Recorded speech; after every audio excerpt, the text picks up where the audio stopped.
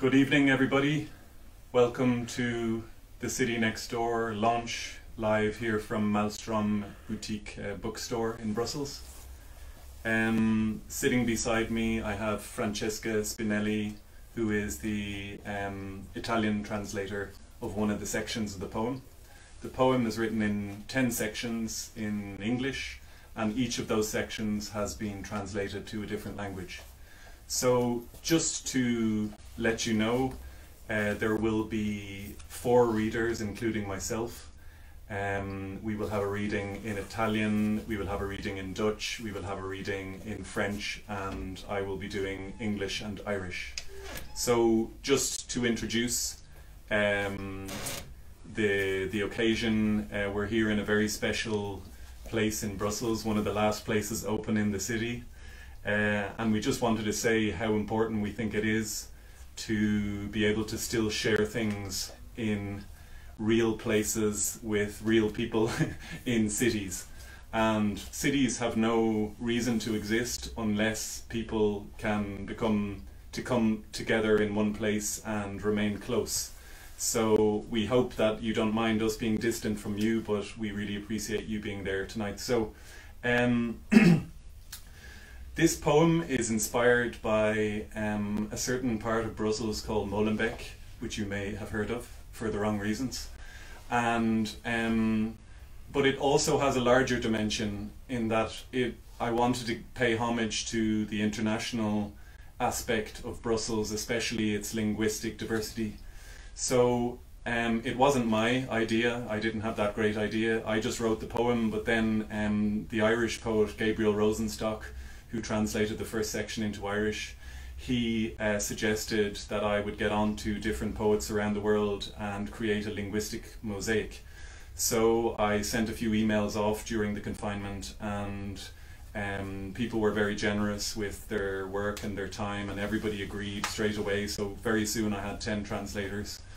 And I just want to also give a kind of idea of why translation in Brussels is so important, because it's not just in books that we're translating in Brussels or in any multicultural city today. You spend your entire life walking around the streets translating because people you meet don't speak the same language. And I think translation is a great way to break down barriers between different cultures and explore the other sides of cities. And this is where the title comes from. It's the idea of language being able to be transmitted across barriers, whether they are social, economic, age differences, gender, etc., etc. So what the whole idea behind this project is to find this ideal of a more open city, and I hope that this book maybe contributes in some small way to reflecting that. Okay, so I'd just like to introduce Francesca. Maybe Francesca, I know, for example, that you are both a translator and a journalist. Have you ever translated Brussels literature before, or is this the first time? I know you've translated other authors. Is this the first time you've translated in Brussels? So, no, it's not. I have translated a few Belgian poets. And the great thing about translating Belgian poets is that you can easily meet them, because Brussels is small, and Belgian people from Brussels are extremely open. So I'm sure that you know what I'm talking about. But I really have to thank you for 2 reasons. The first one being that I'm a translator, and translation is quite a solitary work. So this is the first time that I take part in a collective work of translation. And as you said, your emails were sent during the confinement, so this was all the more great to receive such a proposal, to feel that we were being invited to take part in this collective work. And the second reason I want to thank you is that Molenbeek was actually one of the first subjects I wrote about when I arrived in Brussels in 2013, and that article was very important to me and also to people who read it, I was told later on, especially after the terror attacks, because it's a neighborhood that at the time in 2013, you may remember that Didier Reynders, the foreign minister at the time, said that he might as well, instead of going to Afghanistan, he had been criticized for going there. He said, yes, I might as well have gone to Molenbeek. It would have taken less time. So there was a huge debate about this. And I remember just thinking, I want to write an article about Molenbeek and I want to tell people what it's like. And so when I read that your poem would be about that, I was very happy, because I just feel that it's a neighborhood that needs to be translated in a way to people who don't have the chance to know it. And just on that note, I mean, the languages it's translated into don't include, unfortunately, Arabic, because this was the original plan, that one of the sections would be in Arabic, because there are many Arabic speakers in Molenbeek. But unfortunately, the translator she was living in Beirut during the explosion, and she was actually injured and not able to finish her work. So who knows, in a future incarnation it may also be translated into Arabic, but I think 10 languages for a start is not bad. So what we'd just like to maybe just finally talk about is how this is going to take place. So as I said, we have 4 readers. Francesca is going to step out of the chair now, and I'm going to read the first section, the first short section, first in English and then in Irish, translated by the renowned the doyen of Irish translation, Gabriel Rosenstock. So then we'll move on to another section. Okay, so here we go. The city of incredible crumbling facades, the shining new city, the same old dilapidated faces, the city that welcomes you into her arms, spurns you and spits you out, the indifferent city, the city that leaves nobody indifferent, the city of tenements, gated communities, bleak prospects, endless opportunities, the grey city where even a patch of grass is hard to find, the city of canal boats, piles of scrap metal, gravel and sand, the whir of the cement grinder grinding out cities.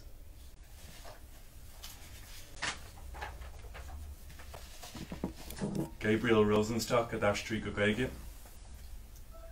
Cahar na nayana dochreche is ijig skehu, an chahar nua lunruchsha, na shan fossana skrusta keana, an chahar adair chogamanirhu, a yultin dich is a chahan namach as a beelhu, an chahar nach welenia nos comaljum in a tev, cahar na junontan, na bubble gatahe, drucht bailer chursi, féidir huchti gan oirev, cahar lia is an brov fair a hachantinti, cahar na maud canola, dra vjutal in a charn, garveil is ganye, Shauran on mascor straine, agus caracha a mrú amachige.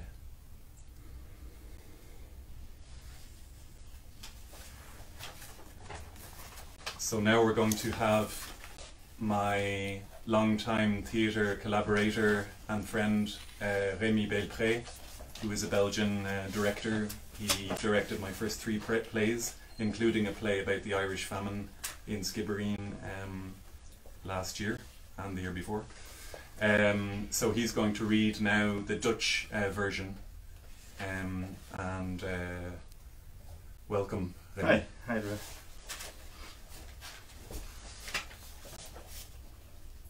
Als je het kanaal oversteekt, verandert het stadsbeeld in één grote bazaar. Winkels, vol taffetajurken, schommelende uitstallingen van dweilen en emmers, muffe textielwinkels, wit betegelde bakkerijen met kleine bergen kleverige taarten. Cafés, waar dezelfde gezichten de helft van de dag melkachtige koffie zitten te nippen en de snuiftabak de ronde doet.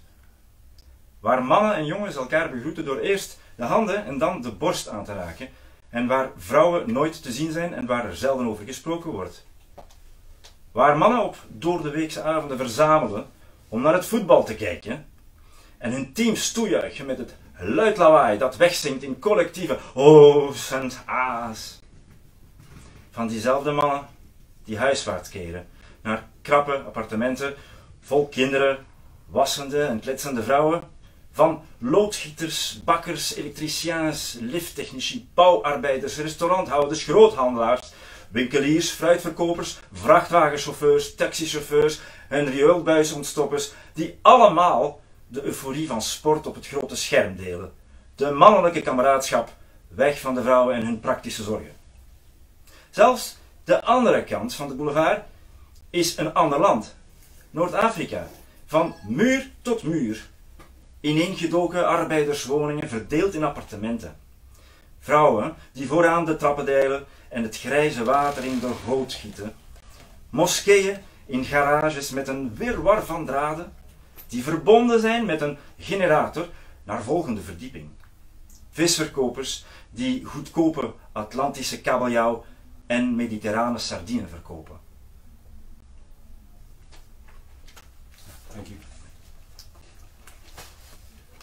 So this is the same section, section 2 of the poem, translated back into English. Okay, so crossing the canal, the cityscape changes into one giant bazaar. Shops stuffed with taffeta gowns, dangling displays of mops and buckets.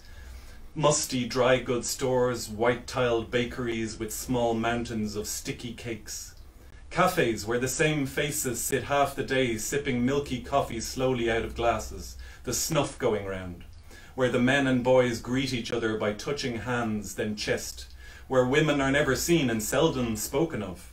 Where men gather on weekday nights to watch the football and cheer their teams on with loud rounds of clapping and roars that subside into collective oohs and ahs of these same men going home to cramped apartments full of children washing and chattering women, of plumbers, bakers, electricians, lift technicians, builders, restaurateurs, wholesalers, shop owners, fruit sellers, van drivers, taxi men and sewerage pipe unblockers, all sharing the euphoria of big screen sports, the spectacle, the manly camaraderie away from the women and their practical concerns. Of even the other side of the boulevard being another country, North African, wall to wall, squat workers' houses divided into flats, women mopping down the front steps and pouring the grey water into the gutter, mosques in garages with a tangle of wires connected to a generator on the next floor, fishmongers selling cheap Atlantic cod and Mediterranean sardines. Okay, so now that's the Dutch part and the English part, section 2 finished. We're now going to welcome back Francesca Spinelli, who I've already introduced. If anyone has come late, she's a journalist and a literary translator based in Brussels, originally from Italy. So she's going to read section 7 of the poem in Italian first, and then I will do the same section in the original English. La città oltre la finestra. Fette di anguria esposte in una cassetta sull'asfalto. La prima anguria della stagione. Intorno un capannello di uomini in una giornata calda, il negoziante che distribuisce fette. Secchielli di olive affogate in olio d'oliva, grinzosi datteri Medjool a 50 centesimi l'uno, ronzanti di mosche. Carta igienica e pannolini impilati sotto i neon. Tutto il necessario per una vita comoda e senza fronzoli.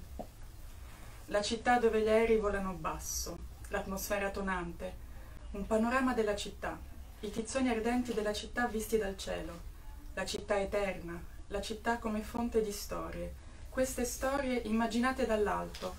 Ciascuna delle strade parlate racchiude vita e sogni e coscienza. Gli abitanti della città come attori, le facciate della città come scenografie, la città violenta appena sotto la superficie. La notte delle retate, riempire una borsa ed essere pronti a scappare se le cose buttano male. Il quartiere transennato, un elicottero in cielo, oscuramento, totalmente dentro. Rifiuti che volano lungo le strade vuote, la città che può rivoltarsi contro, la città come punto di tensione. Passi di corsa risuonano sordi sull'asfalto, la folla di astanti brulica, angosciata, gli uomini al bar mormorano. l'ambulanza bloccata nel traffico, la città delle tragedie sfiorate, ferite orribili, l'uomo sulla gru a cestello con il braccio maciullato, le grida acute, il modo in cui la mente si concentra su quell'unico suono, tagliando fuori il resto. Thank you.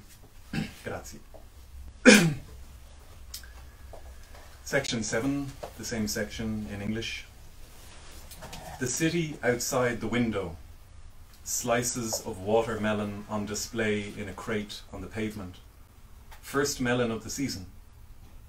A group of men huddled around it on a hot day. The shop owner dealing out slices. Buckets of olives drowned in olive oil. Wrinkled medjool dates at 50 cents apiece, buzzing with flies. Toilet paper and nappies piled up under fluorescent lights. All the stuff necessary for a comfortable life with no frills. The city where the planes fly low. The thundering atmosphere. The panorama of the city's glowing embers seen from the sky. The eternal city. The city as a wellhead of stories, these stories imagined from above. Each one of the spoken streets containing life and dreams and consciousness. The people of the city as actors, the facades of the city as decor. The violent city just beneath the surface, the night of the raids. Packing a bag and being ready to leave if things get too hot. The neighbourhood cordoned off, a helicopter hovering, blackout, in the thick of it. Rubbish blowing down the empty streets. The city that can turn on you, the city as a point of tension, running feet, hollow sounding on the pavement, the crowd of onlookers milling about, agonizing, the men at the cafe muttering, the ambulance paralysed in traffic, the city of near misses, horrific injuries, the man on the cherry picker whose arm is crushed, the high-pitched yelping, the way your mind concentrates on that one sound and filters out the rest. So now we're going to come to our final section of the poem, section 10, and I would like to introduce the actor Francesco Italiano, who has been working in film and on stage in French, in Brussels and in France and elsewhere, not in his own native language. So Francesco is a master of translation or interpreting.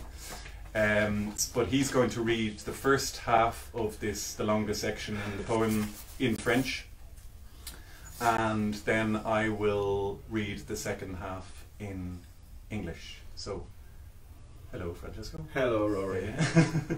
When you're ready. No, thank you.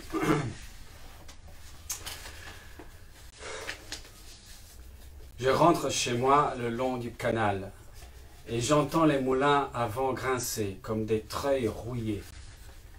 Je m'arrête pour écouter à une porte à 18 boîtes aux lettres, chacun des clapets s'ouvrant et se refermant avec le vent tel des jeux d'orgue.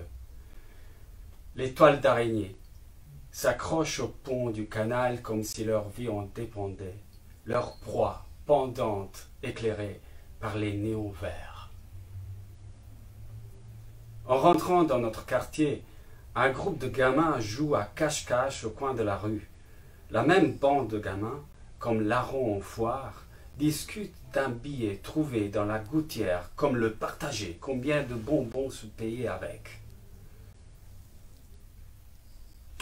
La cloche de l'église carillonne, une grande clameur à 7 heures. Personne n'y paye la moindre attention. Cela pourrait tout aussi bien être un albatros ramené dans un souffle sur les terres. Autant de symboles qui perdent leur signification jusqu'au dimanche matin, quand un groupe de Philippins en costume du dimanche et robe de taffeta se promène joyeusement le long de la rue après la messe. Le padre les surplombe, le vieil édifice se refroidit déjà de leur absence. Assis sur le toit à fumer, scrutant les passants. Les maisons à différents niveaux, aux différents cadres de portes et différentes poignées. Là où la standardisation ne s'est pas encore imposée, là où l'on peut encore deviner comment la ville a émergé, brique après brique, bloc après bloc, chaque constructeur ayant conçu le tout selon ses propres caprices. Les portes de la cuisine largement ouvertes sur la cour, leurs étant ses membres pour intercepter les photons de fin de soirée. La cuisine où l'eau a le goût de chlore est fort en calcaire. À quel point elle irrite la peau. Le dépôt de la taille d'une dent de sagesse qu'elle construira dans tes reins d'ici quelques années. Ton squelette qui portera toujours ces couches qui ont été fixées, molécule sur molécule, strate sur strate. Toi et la ville, désormais inséparables. Thank you. Grazie. Grazie. So, I should mention that that beautiful translation into French was done by a young French poet based in Brussels called Tom Buron, and also by Jenny Danny, so they did it together as it was the longest section of the poem, and they really did a fantastic job. Tom Buron has been published already by maelstrÖm. I think he has published 3 books with them, and he surpassed himself in this translation, which I think is better than the original. So chapeau to Tom and to Jenny, and I'm going to continue now with the second part of section 10, and then we'll just have some closing words, and please leave comments. I've no idea how many people are there. I hope there's at least one, so leave some comments and best wishes, and we will be doing this again sometime, and who knows, it might be in your language, so that's a threat. Okay, so thank you very much. This is the last section in English, section 10. You can stay there, Francesco, or you can leave. Nice. I like having you beside me. So the city itself has a metabolism, organs, a bloodstream. It is conceived, gestates, is born, grows, matures, and ultimately dies. That if you were to have said this to any of its citizens along the course of its history, they would not have believed you. That this defensive wall, or that watercourse, or that imposing structure would one day be overcome and ground to dust. No one would believe you. Of never being separated from the outside, the yellow street lights framing the curtains in negative. Of never sleeping deeply in the room that gives onto the street.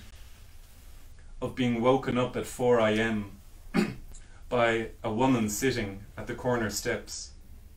Je suis une pute, je suis une pute, she says. I'm a whore, spitting out the strong words. The man emerging from nowhere, grabbing her arm, pulling her along. Come on, keep your voice down. Unsteady on her heels, she is led away and is gone. Je suis une pute. The calm after the storm. The city early on a Sunday morning when the sky is a watercolour grey after a night of heavy rain. You, the taxi drivers, and a single crow perched on a chimney pot, the only ones awake. The quality of light changing imperceptibly in the front room giving onto the street. The city in slumber, the city liberated by rainfall and sleep. The black tiles of the roofs dyed blacker and shining, the air dense with moisture, the trees that line the boulevard fresh and green. The city slumbers. The city of a million pillowed heads, placed horizontally like heavy pieces of sculpture. The city of a million sleeping postures, face down, belly under, bunched up, stretched out, 1 foot in, 1 foot out. The million conscious beings rendered semi-conscious, relieved or exhausted after a long or short night's reverie. The rain-washed city streets, the million silenced tongues, stilled feet, the heavy breathing, foul breath, the digestive system and circadian rhythm slowly turning. The conscious mind on standby. The sky now a watery blue, reflected in the black tiles of the rooftop. The blackbird chirping in the courtyard, you cannot see. The elm tree in the courtyard, green and swaying, drenched with rain. The city waking like the re-emergence of a meditating mind, sound after sound, impression after impression, flowing. The layers of sound, still individually audible, a car passing slowly like a long breaking wave. The inexorable city waking, the city you cannot hold back, that cannot be prevailed upon.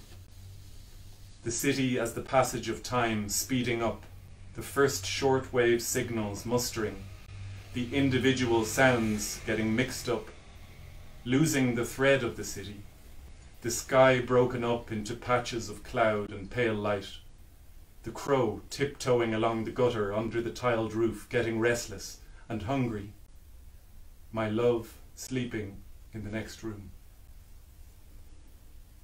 The city won't take a day off. The city will not stop for you. The city will go on without you. It's only in this no man's land between sleep and waking where you and the city stand equal.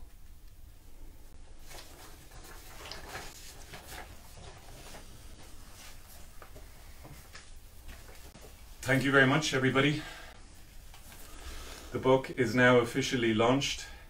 It can be bought here at the bookshop in Etterbeek in Brussels, maelstrÖm boutique librairie maelstrÖm, chaussée de Wavre, or you can buy it online at maelströmrevolution.com. Merci à tout le monde pour d'être venu à cette petite réunion d'amis en ligne et en vrai. C'est vraiment un plaisir de lancer mon premier bouquin dans une ville où j'étais pas né, comme tout le monde dans cette salle. Et Bruxelles nous accueille dans ses bras, et on accepte tous ses mauvais côtés, ses bons côtés, mais on espère que ça devient une ville plus vivable et plus ouverte pour tout. Merci beaucoup et bonne soirée et laissez vos commentaires. Thank you very much everybody in Spain, New Zealand, wherever you are, South America. It's been a really fantastic reading. Good night and good luck and stay safe and well. Bye bye.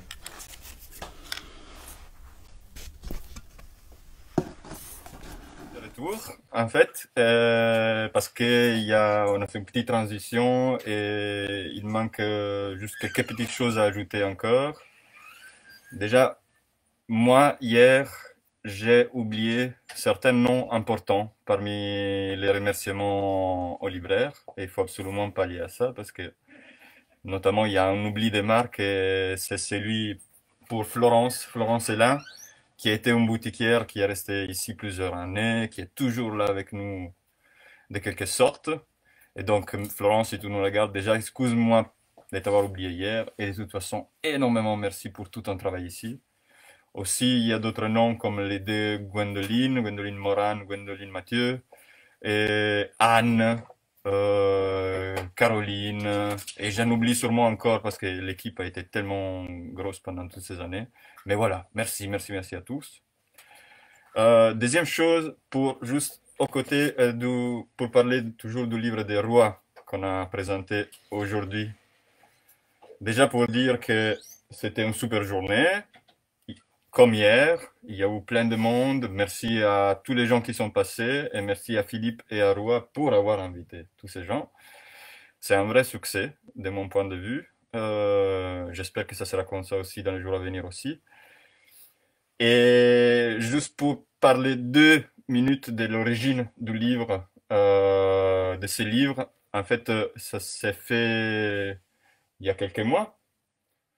Ça a été écrit en Oui, 2016, mais mais on pour s'est le projet rencontrés pour éditorial, le projet éditorial. C'était oui, bien sûr, le assez texte n'était récent, pas. il y a 6 mois. Voilà, c'est né à la suite d'une rencontre entre ben, moi et Roi ici à la boutique, pendant laquelle on a beaucoup parlé de Bruxelles et de la place de Bruxelles dans les écrits, parce qu'il devait faire un article justement pour un magazine Et j'ai trouvé en anglais. quelqu'un qui était plus fanatique que moi de la littérature bruxelloise. Voilà, Donc on a commencé à parler et Marcello, il a glissé le mot que ouais, oui, on a une petite série de livres qu'on sort toutes les années sur Bruxelles, ça s'appelle Bruxelles se compte. Et en fait, on accepte des textes d'écrivains qui écrivent sur Bruxelles, avec Bruxelles, la ville, comme toile de fond. Donc, j'ai commencé à penser à moi-même, oh, peut-être j'ai écrit quelque chose il y a quelques années. Et donc, une relation, c'est quelque chose de typique de maelstrÖm. Ce que j'ai vu, c'est il y a des relations qui se forment comme ça ici dans la bibliothèque. Donc, c'est un vrai plaisir de rencontrer Marcello et le reste de l'équipe, Raquel et David et les autres que je connais pas trop, mais qui ont travaillé sur les livres, comme Steven. Donc, je vous remercie beaucoup pour nous écouter ce soir. Et je voulais juste, je voulais juste aussi présenter le livre, le bookleg qui va être publié, lancé demain. Et c'est un texte qui s'appelle Depuis que tu n'as pas tiré par Marie Dara. Et en fait, il s'agit, Marie Dara est une jeune écrivaine belge. Je crois qu'elle elle est installée à Bruxelles, mais elle vient originalement de Charleroi.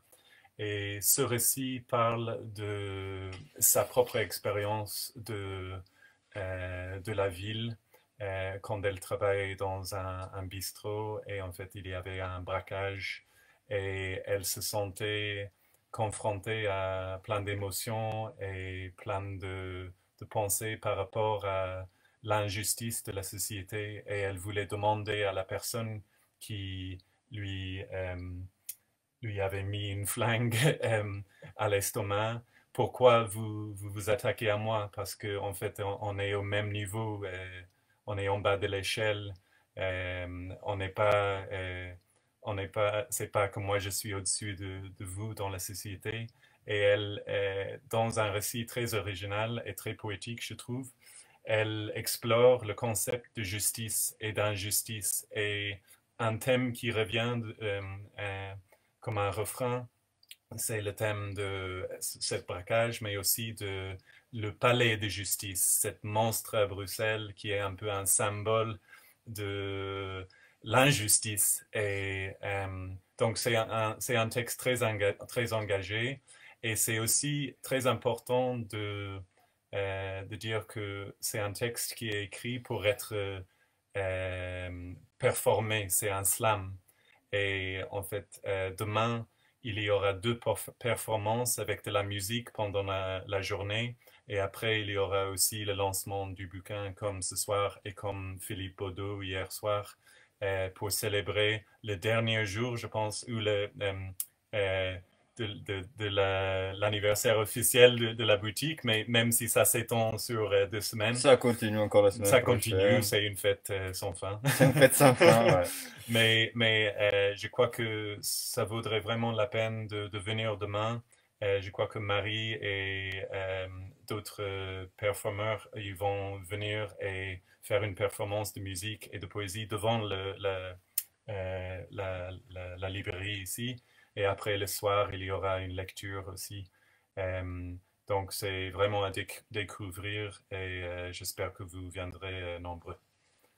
Et juste pour terminer, voilà, sachez que pour la collection Bruxelles et conte, on fait chaque année un appel à texte en été. Donc si jamais il y a des écrivains en herbe ou pas qui aiment autant que nous la ville de Bruxelles et qui veulent la célébrer par l'écrit, voilà, attendez les mois de juin et normalement on poste des appels à texte et on sélectionne en l'automne les textes à publier.